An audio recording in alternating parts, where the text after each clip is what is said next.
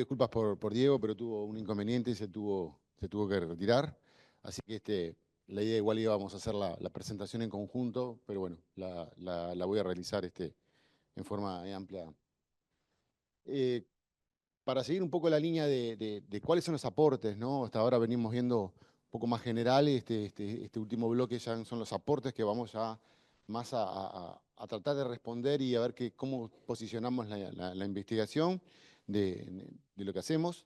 Entonces, yendo a aspectos más vinculados y finos de dónde están los tópicos para investigar sobre la garrapata y la terapéutica, ¿no? Entonces, algunas cuestiones que ya nos empezamos a preguntar y ya empezamos a desarrollar trabajos de investigación vinculantes, ¿no? Entonces, en una primera circunstancia, ¿no? Empezar a entender que no todo está armado y protocolizado, sino que hay que pensar en que la vida real tiene escenarios de uso.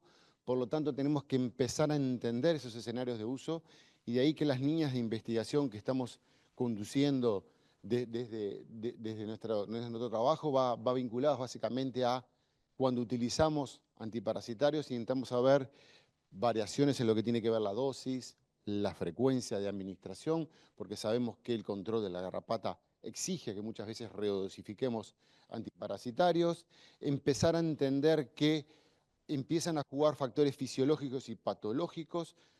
Tenemos categorías, tenemos terneros, tenemos novillos, tenemos vacas en lactación, tenemos vacas secas, tenemos vacas en producción, tenemos mucha variabilidad que hay que empezar a contemplar, y también tenemos la presencia de la propia enfermedad que está afectando la performance que puedan ser el uso de la terapéutica.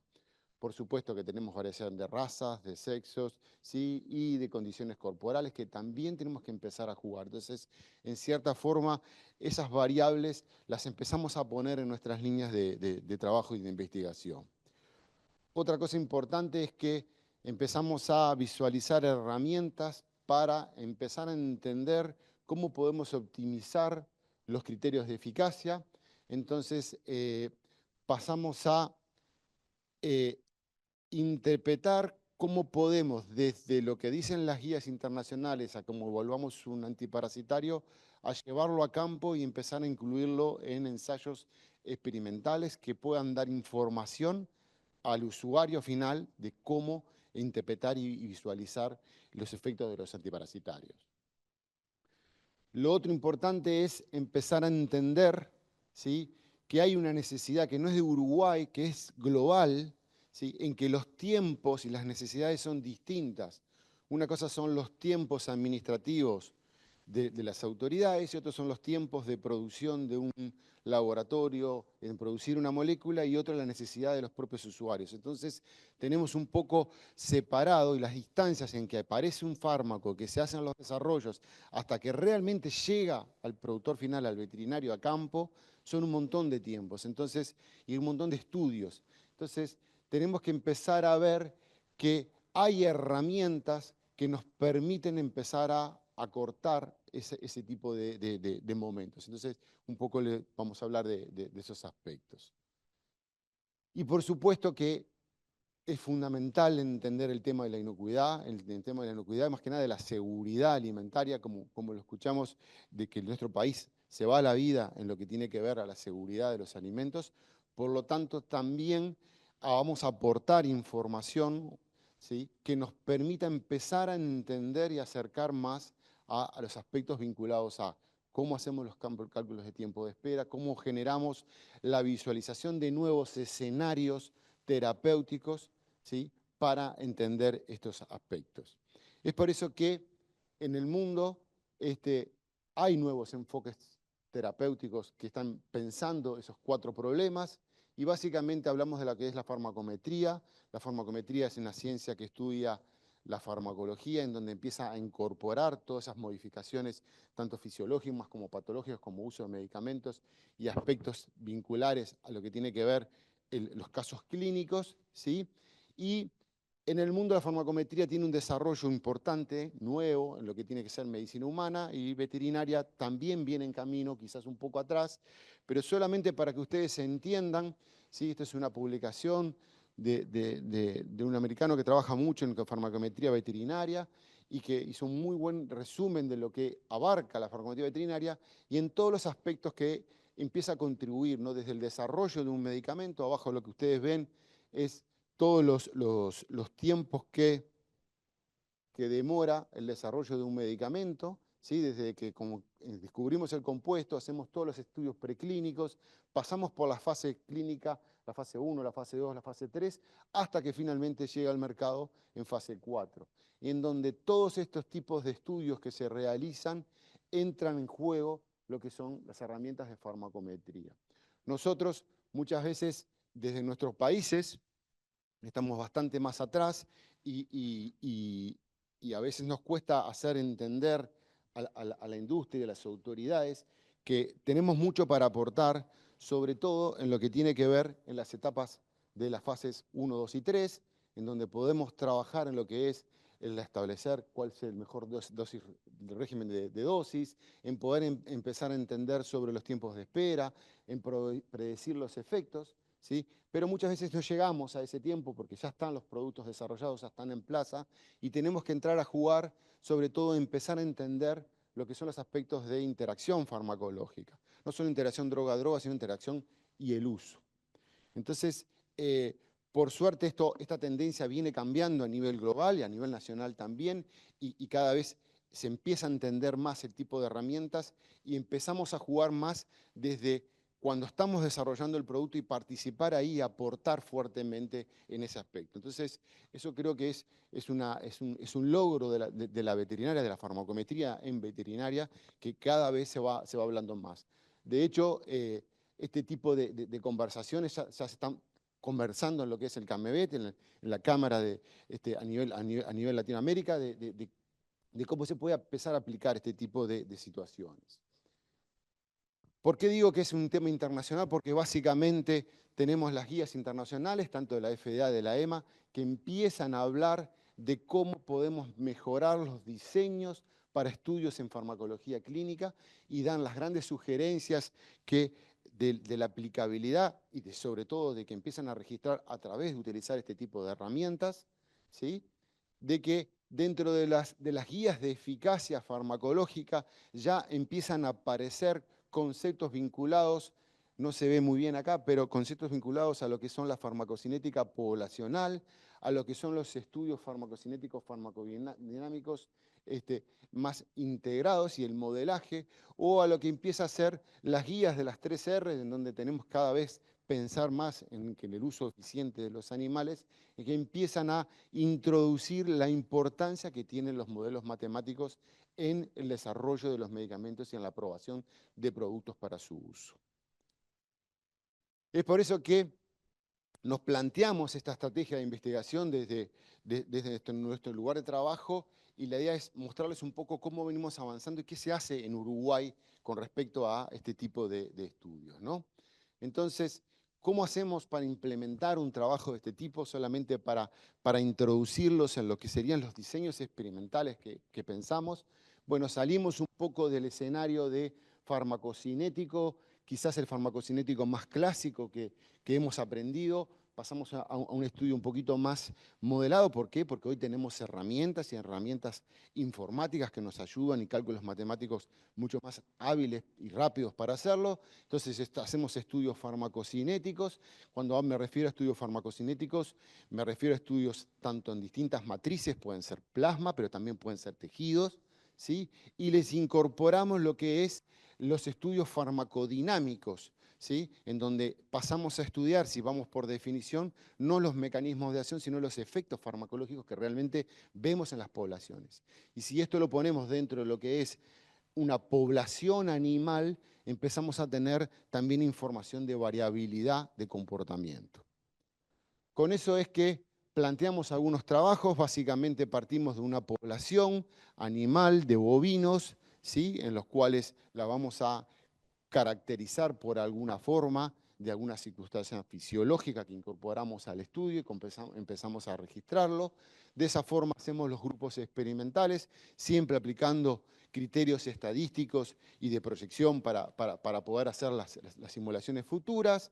Luego hacemos la cuantificación de analitos, y esto es muy importante porque estos son trabajos colaborativos. En este aspecto, por ejemplo, me gustaría resaltar las colaboraciones que tenemos en líneas de trabajo en conjunto y proyectos que tenemos en conjunto con la Facultad de Química, con el CENUR, con la doctora Pareja, que trabajamos en conjunto para desarrollar muchas de las técnicas moleculares, porque tenemos potencial analítico y trabajamos de esa forma. Hemos visto que podemos multiplicar y trabajar más de forma más eficiente, y sobre todo con el sentido que venimos trabajando en facultad, en donde se acaba de aprobar un instituto de una sola salud, en los cuales buscamos la colaboración futura.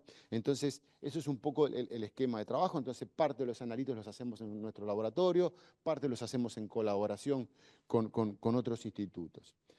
Luego de eso, sí pasamos a lo que es el proceso de los datos, en donde sí tomamos la información y hacemos las simulaciones correspondientes de acuerdo a los criterios generales de cómo se comporta un fármaco en el organismo de los distintos animales. A eso le sumamos lo que tiene que ver con los estudios farmacodinámicos, y esos estudios farmacodinámicos básicamente van apuntando a entender la epidemiología que tenemos en nuestro país, y eso es muy importante porque la epidemiología es muy dependiente del país, y quiero acá hacer mucho énfasis porque tenemos los dos tipos de estudio y sobre todo nos posicionamos muy bien en ambos, en donde tenemos estudios que empezamos en la primera generación pensando en cómo podemos controlar a través de primera generación, y a veces estudios que empezamos en la última generación.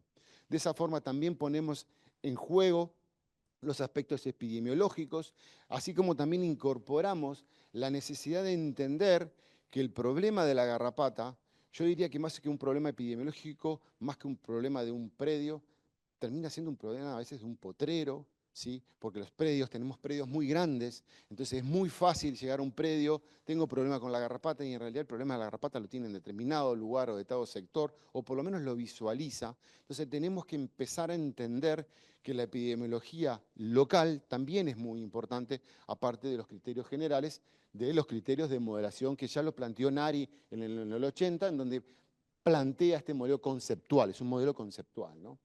A partir de ahí es que tenemos que ver los ensayos de eficacia. Es claro que el Ministerio tiene la potestad y el registro oficial de cómo se evalúa un antiparasitario, y eso tiene que ser así. Por eso tenemos las pruebas oficiales, las pruebas de establo y todo lo que son las pruebas de in vitro que se realizan por los organismos oficiales. Nosotros básicamente lo que hacemos es incorporamos estas mismas técnicas en nuestro laboratorio y las ampliamos y le sumamos algunas alternativas, de ahí que desarrollamos algunas otras técnicas complementarias que no se desarrollan en los laboratorios oficiales, básicamente porque buscamos la sensibilidad de los fármacos en las poblaciones. Entonces ya nos vamos a criterios de modelo farmacodinámico y de respuesta farmacológica de las poblaciones parasitarias, y de esa forma construimos dosis-respuesta, y con esas dosis respuesta tenemos perfiles de sensibilidad que nos van a permitir predecir cómo se va a comportar un fármaco una vez administrado en un animal.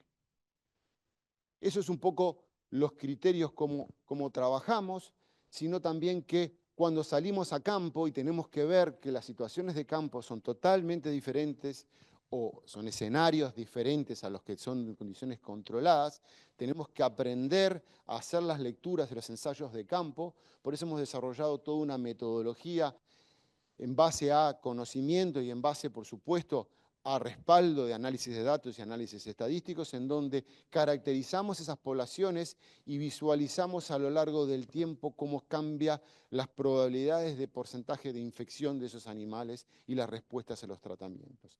De esa forma incorporamos información in vitro en el laboratorio en condiciones controladas y las correlacionamos con las informaciones que obtenemos a nivel de campo. Con esas dos cosas, lo que hemos venido trabajando a lo largo de estos años, esto no ha sido algo que improvisamos este año, sino que hace años que somos un grupo de trabajo en donde tenemos, como ustedes podrán ver, estamos diversificándonos, somos multifacéticos, trabajamos químicos, bueno, yo no soy químico, soy veterinario, trabajamos veterinarios, trabajan químicos, trabajan biólogos, ¿sí? Trabajan de esa forma incorporar la multidisciplinariedad, pero básicamente a lo largo de un tiempo, no quiero decir los años porque queda feo, pero hemos trabajado en todo lo que son el país. Básicamente hemos cubierto prácticamente 5 departamentos que todos están en zona de problemas de garrapata. Básicamente hemos hecho un montón de departamentos que hemos hecho estos ensayos farmacodinámicos para poder leer la acción de los fármacos. En ese contexto llevamos más de 1.500 animales que han entrado en algún estudio de nuestro sentido en busca de traer conocimiento vinculado al uso de las garrapatas. En algunos hemos hecho estudios netamente farmacocinéticos, porque la respuesta había por ese lado, y en otros hemos hecho estudios netamente farmacodinámicos, porque queríamos ver el comportamiento entre alternativas de control o alternativas de cambio de manejo dentro de las poblaciones. En definitiva, para contarles algunos de los aportes que podemos dar desde nuestro trabajo, este trabajo es un trabajo que he publicado en el marco del estudio de posgrado del doctor Robaina, en donde lo que nos planteamos básicamente es empezar a entender a las lactonas macrocíclicas. Ya lo vimos, ya detectamos lactonas macrocíclicas, se usa muchísimo, tiene un riesgo, hay un riesgo país para su uso. Bueno, ¿qué sabemos de las lactonas macrocíclicas? La verdad que llevamos adelante este trabajo gracias a la colaboración, porque siempre trabajamos de forma colaborativa con el Ministerio, en donde nos permitió tener una cepa de referencia para establecer los modelos de referencia de control. Gracias a los colegas, porque en este trabajo participaron muchos colegas de muchos departamentos que se involucraron con la propuesta y nos mandaban ejemplares de garrapata, ¿sí? Y a su vez había una devolución de informes para que pudieran ayudarlos. De hecho, este trabajo continúa en forma colaborativa para dar información, en donde lo que hicimos fue estudiar cómo son los perfiles de sensibilidad de las lactonas macrocíclicas. Elegimos las principales, ivermectina, doramectina y moxidectina. Incluimos moxidectina porque le vimos una faceta que podía ser interesante a su uso. Modelamos las curvas 12 de respuesta y lo que ustedes ven al lado son cada puntito azul, es un campo que nos remitieron garrapata y nosotros aplicamos la prueba y vimos a ver cuál es el nivel de sensibilidad que tenía la prueba, ¿sí? En la primer curva, lo que ustedes ven, básicamente es el nivel de, perdón, que voy a tener que usar esto, de 50, respuesta de 50 de la población, este es el nivel 80 y este es el nivel 95, o sea que por acá tendrían que estar los productos a nivel de campo que funcionaran, y fíjense, del estudio epidemiológico, que fueron varios departamentos y varios campos, no encontramos una cepa que nos estuviera respondiendo de forma correcta, ¿sí?, a las lactonas macrocíclicas, con algunas diferencias entre ellas y entre algunos de los compuestos. Esto, sin lugar a duda, tiene su correlato con el relato del colega, en lo cual nos estaba diciendo, falla el producto, falla el producto. Vamos y chequeamos y visualizamos este tipo de cosas, ¿no? Entonces, esto es un ejemplo bien de cómo aplicamos un modelo farmacodinámico a un modelo de predicción. Otro estudio que estuvimos realizando fue un estudio en donde comenzamos a trabajar con distintas alternativas terapéuticas. Básicamente teníamos un grupo control, ¿sí? Ese grupo control era contrastado con un grupo de ivermectina que lo utilizábamos porque queríamos tener la información, y luego trabajábamos con productos combinados para evaluar la respuesta farmacológica. Hacíamos un seguimiento en el tiempo, ¿sí?, a lo largo de 27 días de evaluación, y evaluábamos en forma probabilística cómo esos animales respondían a los tratamientos y qué probabilidad de cura tenían con respecto a los distintos tratamientos. Esta es una metodología que nos permitía visualizar mucha cantidad de animales. Estamos hablando de un N grande de animales a la hora de trabajar y ver respuestas poblacionales, ¿sí?, en donde incluíamos una metodología mucho más observacional, mucho más de categorizar los animales, y a su vez también incluíamos informaciones de conteo de garrapata. A su vez, también incorporamos estudios que netamente buscaban la visualización de comparar productos. Este es un estudio en donde hacíamos biodisponibilidad comparativa entre dos formulaciones. Básicamente en este trabajo evaluamos dos formulaciones en base a ivermectina, en los cuales vimos los perfiles de concentración a lo largo del tiempo, en donde encontramos una similitud bien interesante, en donde podíamos hablar de que estos productos podían tener un comportamiento bien similar a la hora de evaluar la farmacocinética de los trabajos.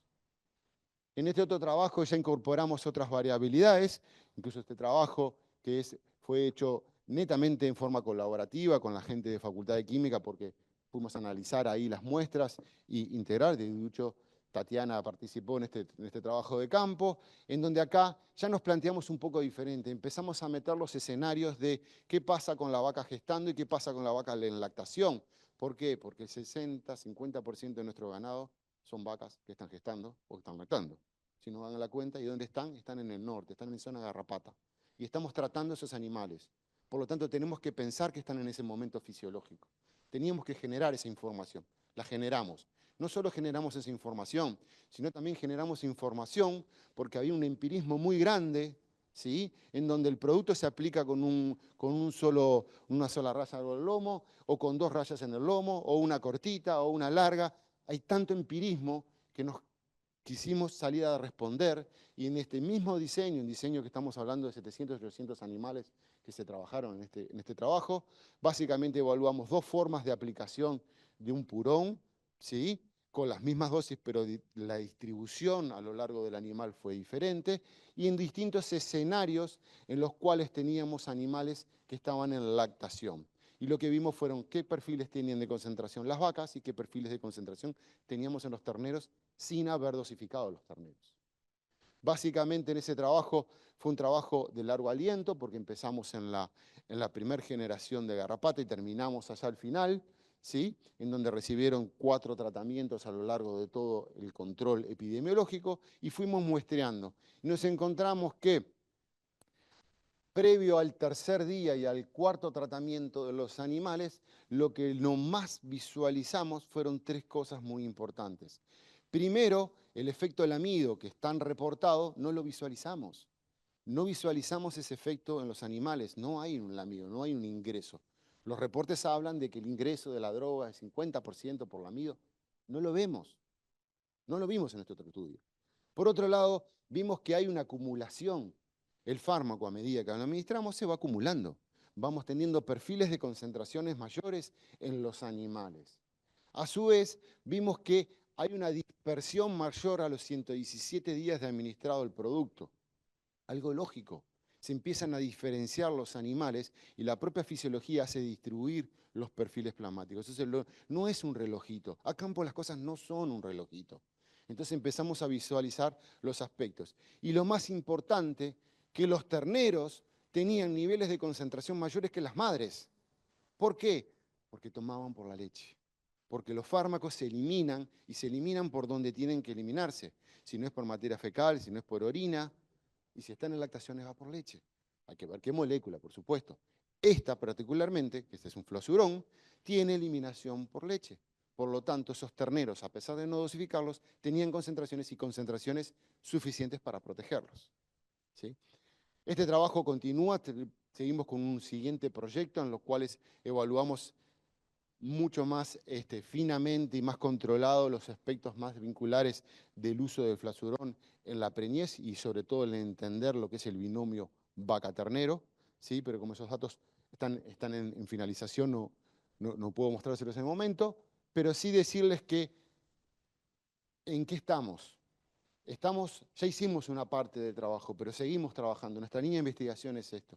Básicamente nuestra línea de investigación tiene muy sentado y hace tiempo que ya estoy convencido de que hay que entender ese binomio preñez-lactación, ¿sí? Es un binomio fundamental. ¿Por qué? Porque las vacas están 9 meses preñadas y están 6 meses con los terneros. Están mucho tiempo en ese tipo de situación fisiológica que tenemos que entenderla. Por lo tanto, empezamos a construir muchos más modelos que involucren estos aspectos fisiológicos. Sobre todo también empezar a entender nuevas metodologías de diagnóstico y cómo esas metodologías de diagnóstico podemos hacer modelos para hacer predicción y cómo de ellas mismas podemos vincularlos a lo que son los ensayos in vivo, in vitro o ex vivo, ¿sí? De esta forma nosotros vamos a poder entender. Entonces estamos desarrollando nuevos modelos de sensibilidad en nuestro laboratorio para empezar a entender, antes que vengan los problemas, ya tener información de cómo se están comportando los productos y las moléculas en los campos. Y en eso tenemos muy buena colaboración, por suerte, con los colegas que Se comunican, nos llaman, nos mandan muestras. Siempre todos llevamos una trazabilidad de lo que estamos encontrando. A su vez, empezamos a desarrollar muy fuerte lo que son estos modelos de farmacometría, en donde con poca información, con pocos muestreos de un grupo de animales, empezamos a caracterizar cómo se comporta la población y podemos empezar a inferir y dar recomendaciones de uso y cómo modificaciones terapéuticas van a terminar afectando la respuesta terapéutica de los animales y si necesitamos hacer algún ajuste terapéutico en esos tratamientos, ¿sí? Pero con criterios. Y por supuesto, un poco lo que ya Alcántara estuvo hablando, es una línea de trabajo que también seguimos y nos importa muchísimo, que son los análisis de riesgo, ¿no?, del uso de los antiparasitarios y lo que estamos trabajando con el uso de los vigía y el entendimiento de lo que es la georreferenciación dentro de los problemas de uso de los antiparasitarios. En definitiva, lo que planteamos es una visión integradora del problema, ¿sí? Entonces, para terminar, es decir, bueno, ¿cuál es el beneficio, no? Porque uno se pone a pensar, muy lindo lo que presentás, muy lindo para la ciencia, muy bueno académicamente, queda feo que lo diga, pero es algo relevante, estamos trabajando en lo que tiene punta. ¿Por qué? Porque muchas de esas metodologías en el mundo, el problema son los antimicrobianos. Nos olvidamos que el problema son los antiparasitarios. Entonces, llevar mucho de esta metodología cuesta y lleva su tiempo, pero creemos que es una propuesta que es altruista. ¿Por qué? Porque piensan los organismos de control, porque los organismos de control empiezan a tener información de análisis de riesgo, empiezan a visualizar dónde están los problemas y pueden tomar mejores decisiones, ¿sí? Le estamos aportando valor a la información que ellos obtienen para poder tomar decisiones. También le estamos aportando seguridad a los pacientes, ¿sí? Porque estamos hablando pacientes vinculados al uso terapéutico, ¿sí? Pero como también a los pacientes que nosotros consumimos esos alimentos. Estamos dándole un aporte enorme a las que son las empresas patrocinadoras, a los laboratorios, a los desarrollos, en donde muchas veces no evalúan todos los escenarios terapéuticos. Cuando un medicamento sale al mercado, que está en fase 4, hay una población limitada que fue evaluada. Cuando pasa a fase 4, que se usa en población general, empezamos a visualizar cómo ese medicamento empieza a actuar en la población. Por lo tanto, esos nuevos escenarios empiezan a dar información que tenemos que reajustar. Esto es una metodología que nos va a permitir empezar a entender los nuevos escenarios y sobre todo a dar propuestas más sólidas de lo que pasaría si me pasa algo, si me cambia algo. A su vez, nos permite también empezar a orientar sobre los protocolos, los tiempos de espera y los de inocuidad, porque si algo también tiene mucha aplicación a nivel global es el uso de estas herramientas para los cálculos de tiempos de espera de los animales, ¿sí? En donde acorta muchísimo los productos y empezamos a darle vida a esos fármacos y a esas enfermedades huérfanas que no hay desarrollo, no hay investigación porque no rinden económicamente. Tomamos información de la que tenemos y le empezamos a generar información y poder orientar en esos aspectos. Y por supuesto nunca olvidarse de quién es la génesis. La génesis son los problemas. Los problemas no están en las universidades, los problemas están en el campo, en el propio colega que bien te transmite sus necesidades, y esos hay que escucharlos. Entonces nosotros también estamos pensando en decirle, bueno, a tus problemas de campo, a tus problemas epidemiológicos, pongámosle pienso y empecemos a desarrollar qué tipo de diseños esquemáticos en la terapéutica podemos ayudar, ¿sí? Y por supuesto, empezar a entender la eficacia, cómo actuarían los fármacos. Y en esto es muy interesante porque tenemos una colaboración, si bien no mostré los resultados, pero tenemos una colaboración ya de larga data con el Ministerio, con el doctor Cuore, en donde pudimos trabajar cómo implementar los estudios de establos que se hacen rutinariamente en nuestros países, meterle información farmacocinética y hacer modelos predictivos de respuesta de concentración de fármacos a la respuesta terapéutica, solamente con mejorar los diseños y tomar los datos, ¿sí? Entonces quiere decir que tenemos un avance importante en estos aspectos. Por último, agradecerles y agradecer, por supuesto, a todos los que han colaborado con el desarrollo de estos trabajos, que no han sido pocas personas, pero que no están solo vinculados a las instituciones, sino que muchas veces también son los propios colegas que están a campo, son los propios operarios que trabajan con nosotros. Saben que hay un volumen muy importante de movimiento de animales que sin lugar a dudas ha sido fundamental, y a las organizaciones que nos han otorgado muchas veces los financiamientos para realizarle. Cerrar con la frase en los cuales, bueno, todos los modelos son erróneos, pero algunos sin lugar a dudas son útiles. Creemos que por ahí estamos el camino. Muchas gracias.